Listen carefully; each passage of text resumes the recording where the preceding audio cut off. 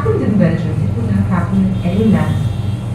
But the people, those who helped us, I met each single person who lifted me from that ground where, the explosion took place, put me onto the chair, Henry Paul. From the chair to, outside the airport, there was another lady who's very next to my picture. Okay, she doesn't want to be on limelight, so I've just written her name, but I never interviewed with her. And from there to the stretcher, then to the hospital, I have Alan Zarkari, Mark, you talk about it, I know every person name. And I have full respect for every doctor who treated me, because I met the doctor who's the head of department at Antwerp. Her name is Miss Beckham. And she said, Nidhi, well, we were to amputate your leg, because your leg had, when we started removing the metal pieces, it had about 49 metal pieces, they had removed it. So they said, we just left it, we said, okay, we will see. Now imagine the state of normal mind. They are also dealing with something very different, very new, they didn't know. When you read it, you will get to know that first they thought that I'm a very dark colored female, because the explosion had made me so dark that they thought. But when the bangles were removed, the entire skin came out, peeled out. So that time they realized, no, that means she's burned, her 25% almost body's been burned. So, I never had any hard feelings. If the life has been given to me, it's by them first, and then by somebody else. And that's why this book also talks about the gratitude. Because if I'm here today, it's not because of my willpower. It's not because of that, I was confident, or God wanted me to be here. It's because each single person had put in their little to get me to this level where I can speak about myself, and definitely for them. Now for the trials when I went, I always had that feeling that why did they do that? So, many of the victims or the survivors, they don't put their names for trials because it's very, very, very hard. You see the terrorists, okay, or the people who've been found guilty in one of the cubicles, they are behind the glass, and there are jury, there are judges, there are panels, there are many other people, okay, they're sitting over there, and you keep on speaking. Every single thing of yours is recorded. Every single thing of yours is noted down. Even if you're getting something in writing, it's being taken by them because they wanted to see that what it is. Have you got through someone? Are you being influenced by someone? But I was speaking totally from my heart. I spoke for 1 hour 45 minutes non-stop, and there was a pin drop silence. And then I met someone who told me that I saw 2 of the terrorists, I would say, who be now giving the sentences to be 30 years in prison. They had tears in their eyes, and I said, remarkable.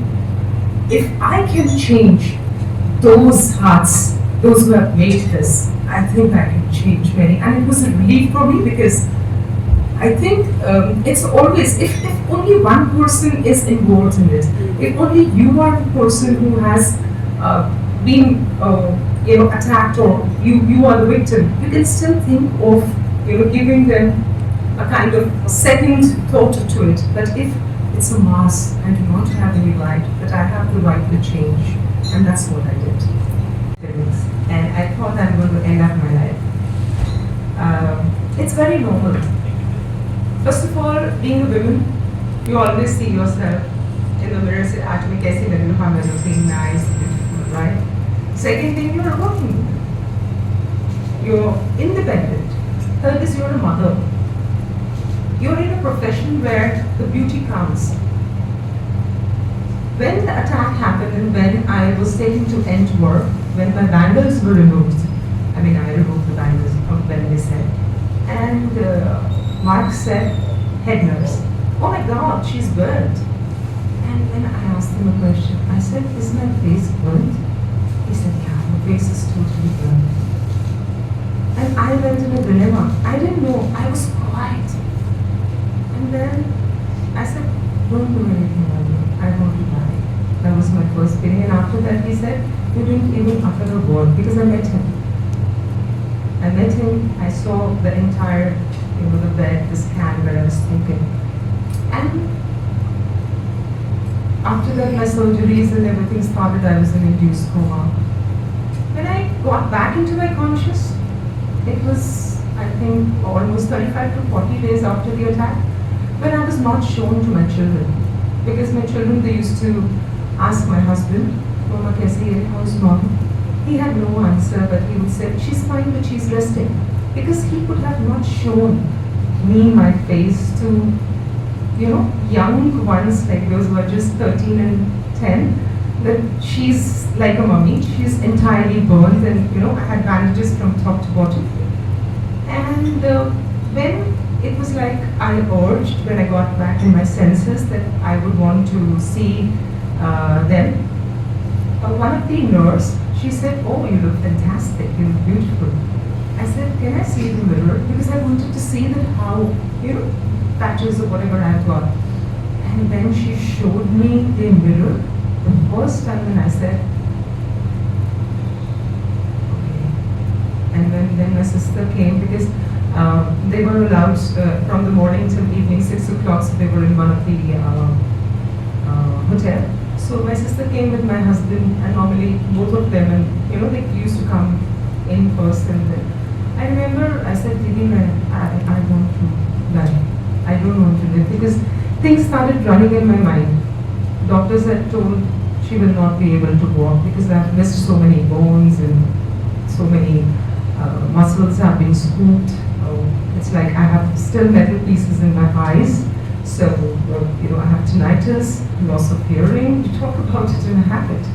And I said, what is the use? I don't know whether I'll be able to. I'll be burden on everyone. No, I don't want to. And that time I said, no, I'm going to end up my life. But then she started with that, wouldn't you want to give that courage to your children, that whatever happens in your life, you have to fight for it. Are you going to leave them, just halfway? Because how much they have prayed for you, how much they have waited. It's not only them, it's every single person. And then she told me that my husband also said that, there was a tweet which was for you only, and it's the maximum tweet ever tweeted in the month of April, hashtag Save Nidhi. Are you going to put everyone's feeling in? And that time I said, no, I will fight back.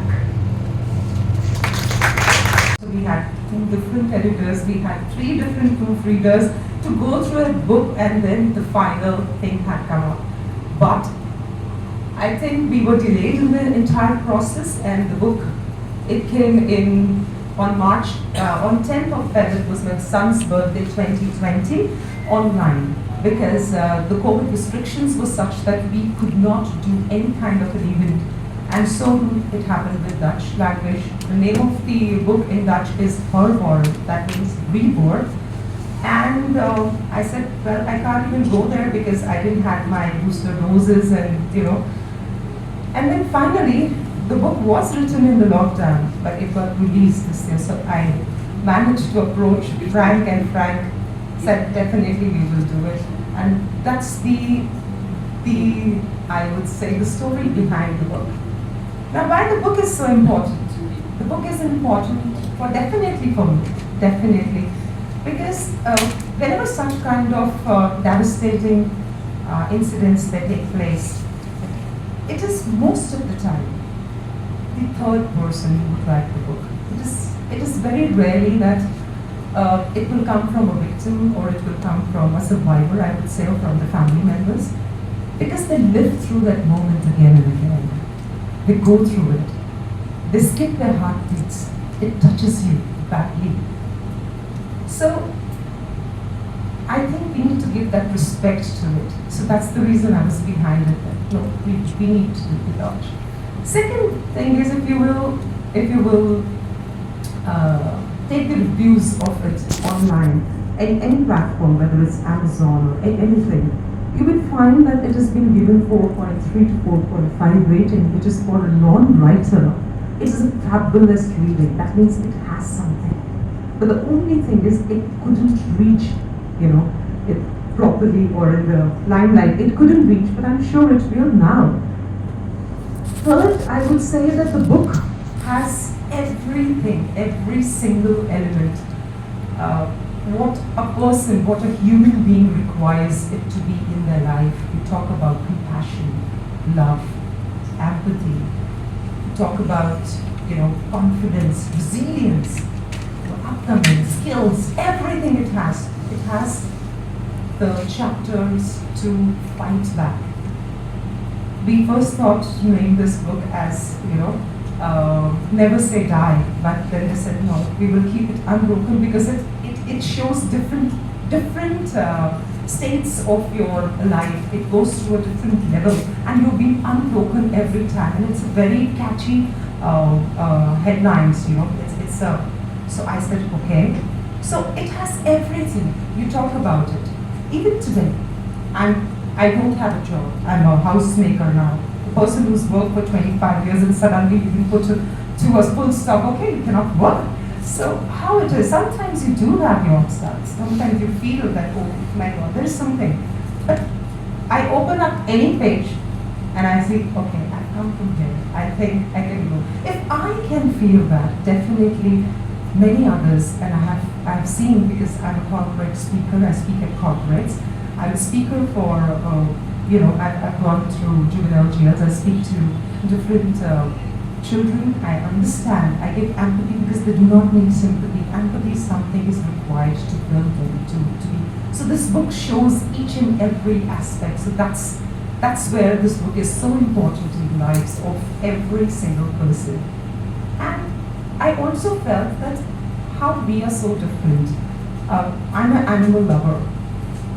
I see them like if they are animals, we are one kind of animal too. We also breathe, they also breathe.